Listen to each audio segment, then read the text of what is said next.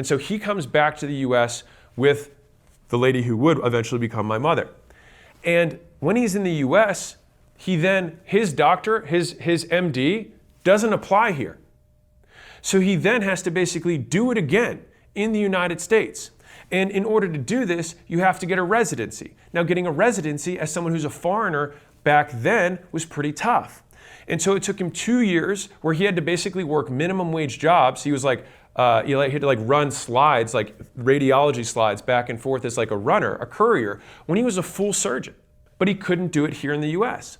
And so imagine how emasculating it is, right? Where your wife comes back, she was a US citizen and had all this other stuff, right? And she got her internship immediately because she was US and she was a girl, whatever.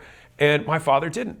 And so he then had to do 2 more years where he didn't have progress. So he told me this whole story, and then eventually, obviously, he got the residency, and then he was able to get in the path. But if you look at that, he basically had 4 or 5 years of his life where there was basically no net gain in progress towards his goals. And so he's telling me this story when he's 50, and he's like, look at my life now.